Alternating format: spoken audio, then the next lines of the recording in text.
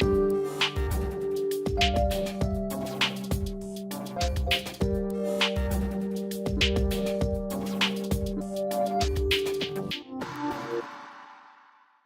palavra texto, ela significa tecido. Tecere em latim, né? É tecer.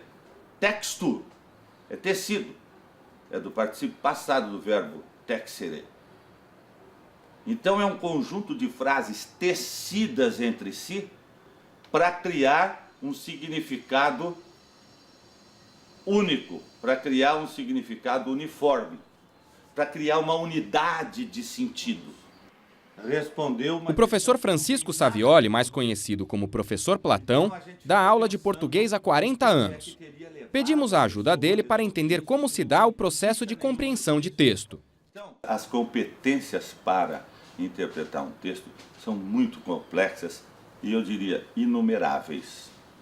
Isso é que leva muita gente a dizer que texto não se ensina, texto se aprende espontaneamente ao sabor das experiências de vida. Em parte é verdade isso, em parte é verdade. Mas eu particularmente acredito que existem determinadas competências que, se elas não são completas, elas contribuem muito para aumentar a proficiência de leitura, a competência de interpretação. O texto Compreensão Textual como Trabalho Criativo, do professor Luiz Antônio Marcuski, já diz: compreender exige trabalho. Compreender bem um texto não é uma atividade natural nem uma herança genética. Exige habilidade e trabalho. Sempre que ouvimos alguém ou lemos um texto, entendemos algo, mas nem sempre essa compreensão é bem-sucedida. Compreender não é uma ação apenas linguística ou cognitiva. É muito mais uma forma de inserção no mundo e um modo de agir sobre o mundo, na relação com o outro, dentro de uma cultura e uma sociedade. Então, uma das habilidades necessárias para entender um texto, segundo o professor Platão, é dominar o código da língua em que o texto foi escrito. Por exemplo, na questão do código, é importantíssimo você ter noção de que, num texto, o significado não é autônomo.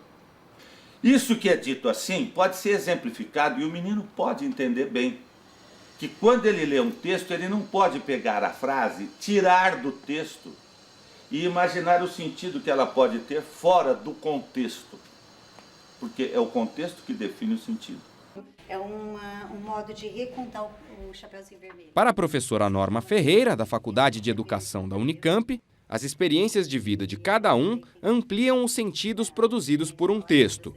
Ler é o encontro do leitor de carne e osso com um objeto chamado livro, ou uma tela, ou um texto que vem em diferentes lugares, diferentes suportes, e é produção de sentidos. É uma prática cultural, eu leio porque eu produzo sentidos, dependendo do texto, daquilo que o texto me oferece, mas também dependendo daquela expectativa que eu tenho com a leitura, minha história de vida, minha história de leitura, as marcas daquele texto, o conteúdo, o enredo, a forma como ele se apresenta. Mas se eu tivesse que resumir o que é ler, eu diria que ler é produzir sentidos. Enquanto a formiga carrega comida para o formigueiro, a cigarra canta o dia inteiro. Na Escola Estadual Paulo Rossi, Zona Sul de São Paulo, a professora Marili criou um projeto que reúne leitura, interpretação e declamação de poemas. Seria uma barra ao trabalho da formiga. A escola está entre as mais bem avaliadas na cidade de São Paulo, segundo os resultados do IDEB, o Índice de Desenvolvimento da Educação Básica, criado pelo Ministério da Educação. Num primeiro momento, eu priorizei analisar mesmo a estrutura da poesia. Verso, rima, enfim, os pares de rima, as aliterações. E essa análise para eles era mais fácil.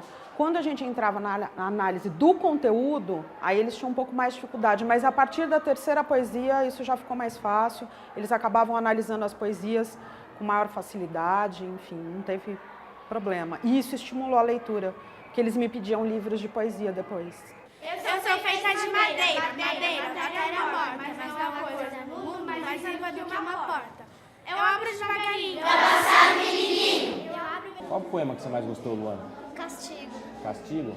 Como é que é esse poema? Fala sobre uma Branca de Neve, é bruxa, sobre a história dela. Existe o chapéu que a bruxa coloca e vira o sapo. E na história real, a bruxa morre caindo do penhasco. Você acha mais fácil entender esse tipo de texto, que é poesia? Ou, por exemplo, aqueles textos de jornal, que é um texto que é uma narrativa? O que você acha mais fácil? A poesia. Poesia? Poesia. Você gosta mais por quê? Porque ela me chama mais atenção. Não tem mais rima. Qual que dá mais trabalho para entender? Mais trabalho. A reportagem. A reportagem? Por quê? Porque ela explica demais. Eu não gosto. Marco, mas aqui na sua escola também tem compreensão de outros tipos de texto, como a prosa, esses textos que explicam demais. Nesta outra atividade que trabalha a interpretação, é preciso ser bom de conversa. Os alunos se dividem em duplas e cada integrante escolhe uma notícia de jornal. E aí começa a disputa. Um tem que convencer o outro de que a notícia que selecionou é mais importante. Shirley, é bem melhor a minha, olha, eles querem desafogar a linha do metrô porque acho que muitas pessoas elas têm dor de cabeça, quando sai uma pessoa fica empurrando a outra. Essa linha do metrô vermelho pega de que estação para que estação?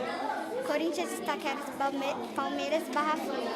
Desafogar a linha vermelha é um dos objetivos do trecho. Muito legal isso, não é? Esse aeroporto é 503 quilômetros de Teresina. O confortável terminal mescla a arquitetura futurista com o símbolo do passado, que poderá ser visto dos céus pelos que chegam. Tá bom, você já me convenceu.